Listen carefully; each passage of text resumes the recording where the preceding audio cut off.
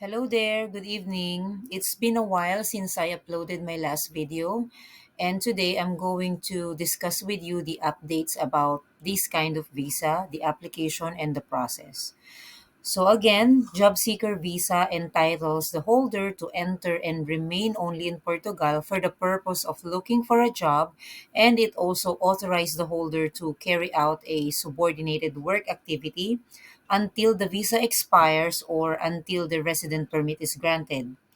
This type of visa is granted for a period of 120 days, renewable for another 60 days, so that's a total of like 6 months, and allows only one entry into Portugal. So if you are expecting that you can travel using this visa to Spain, to Italy, or Netherlands, that's not the case. This kind of visa is only specifically for Portugal and only for a single entry. If you are a Filipino or a foreigner who is currently residing in the Philippines and would like to apply for a Portugal job seeker visa, then this video is for you. So, there was a recent change of the requirements and application process for this kind of visa. Unfortunately, this change is very expensive. And this change will not only affect job seeker visa, but also for the other types of national visa like D7 or D8 visa. All right. Before, we are actually submitting our visa application directly and via courier to the Embassy of Portugal in Jakarta, but now it has changed. Now, national visa for resident in Indonesia, in the Philippines, and Brunei Darussalam. So these are the process. So national visa for the country that I mentioned must submit their application through the BFS office in Jakarta or in Bali, Indonesia. However, as they do not require the collection of biometrics data, no appointment is necessary, and they can be submitted in person at BFS offices. And this is the screenshot from the website of the Ministry of Foreign Affairs about that instructions. And this is also the contact number and address of BFS in Jakarta, Indonesia. The requirements are still similar. It has only a minor changes. So let's go through it one by one. All right. So still it's the same with the national visa application that you have to fill out and of course signed by the applicant, passport or your travel document, but in this case you don't need to submit your original passport because this is a general documentation. But if you will be applying or submitting your application in Jakarta, all you have to do is to copy all the pages of your passport because they would like to see all the stamps and other things in there. Or if you have other or previous visa applied in other countries. So just copy all the pages of your passport and then you'll have to submit that, not the original passport. Two picture, passport size with white background. You also need to provide a proof of regular status if you are a nationality other than the country where you are applying for a visa. So you have to provide a proof. So for example, if you are currently in the Philippines but you are a foreigner, so you have to provide like a resident permit to stay here in the Philippines. Or if you are currently a Filipino and you are in UAE or Saudi Arabia and you will be submitting your application in VFS in UAE or Saudi Arabia, then you'll have to copy or provide your resident permit in that country. And then you have to provide a criminal record. So in the Philippines, we called it NBI clearance. In other countries, they called it police clearance.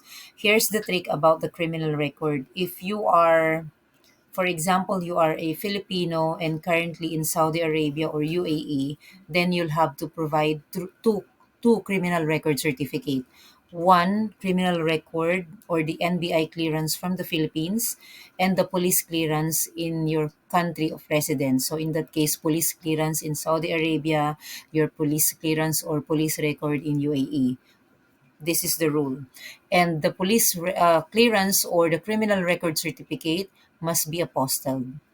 But if you are in Saudi or in Middle East country, it has to be stamped by Chamber of Commerce, Ministry of Foreign Affairs, and it has to be authenticated by Philippine Embassy in that country.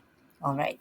So the next one is valid travel insurance, and it has to be Schengen compliant. So beware on this one. Do not just buy because that's the cheapest. Make sure that it is Schengen compliance. So there's a lot of application that has been rejected because of this part. And then reservation of return flight ticket. Only reservation, so it has to be round trip. And then proof of financial resources equivalent of at least times 3 of the monthly minimum salary of Portugal. So the minimum salary of Portugal right now is 820 euros. So you multiply that by 3, and then maybe you could multiply to 62 pesos as a currency exchange, or to be sure, let's say maximum 65 pesos.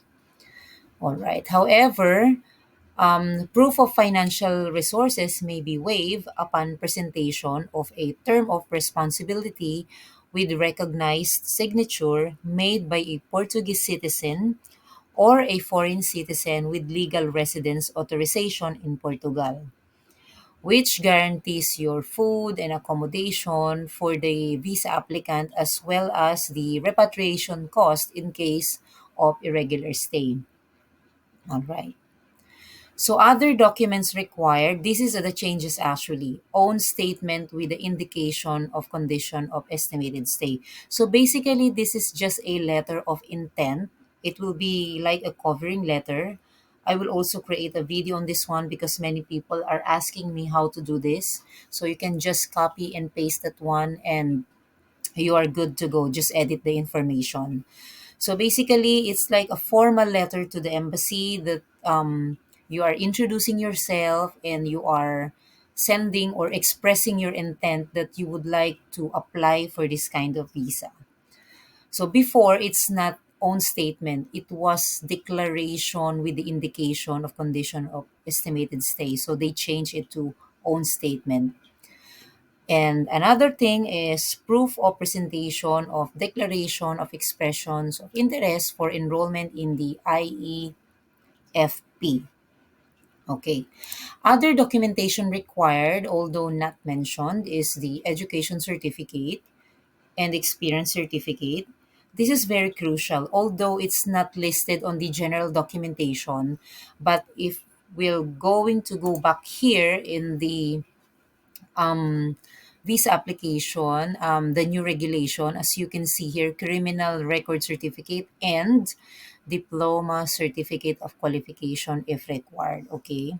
So they did not put it in the general documentation or specific documents, but still it's there. So this is very crucial in the approval of your job seeker visa application because it will serve as a justification somehow that you have the capability to find a job in Portugal, that you have the specific skills, experience to find a job in Portugal. And for women, you must provide your marriage certificate, especially if some of your certificates are written in your maiden name. Okay. And lastly, proof of accommodation. This is also very important and crucial. So I spoke with a few people because they just completed the documentation in the general documents and the specific documents, and they did not include these things.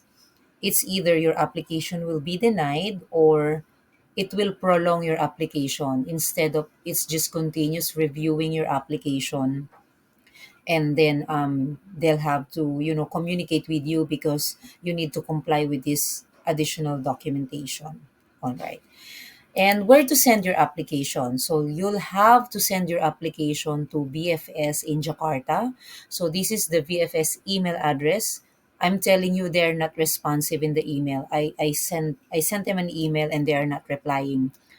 And these are the telephone number, working hours, and the address wherein you'll need to submit it.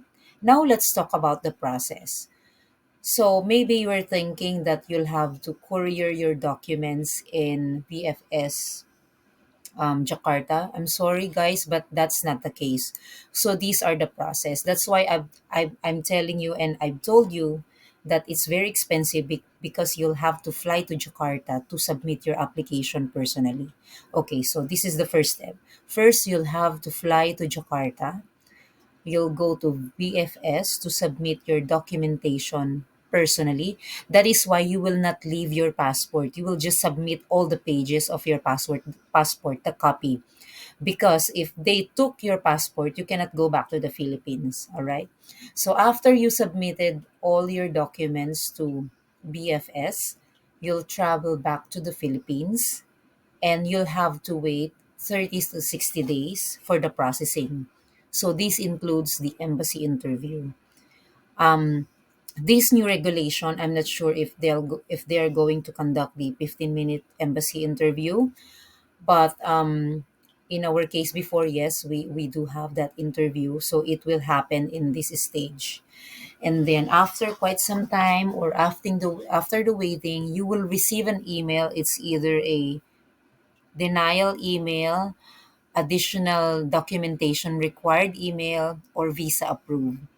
Now, if you receive a denial email, then you can make a letter of appeal.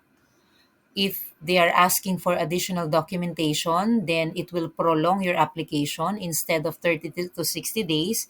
There's a possibility that it will be longer because you'll have to comply that documentations now. And then if your visa is approved, congratulations, but you'll have to travel again back to Jakarta and bring your original passport and they will stamp the visa in your passport. And of course, for the payment, you'll have to pay the visa payment in the VFS when you submitted your application. Okay. So, that's all. These are all the updates that we've got. I hope this helps you well. So, see you in Portugal and all the requirements. I made a separate video about that, and you can find the link in the description of this video. Okay, thank you. See you in Portugal.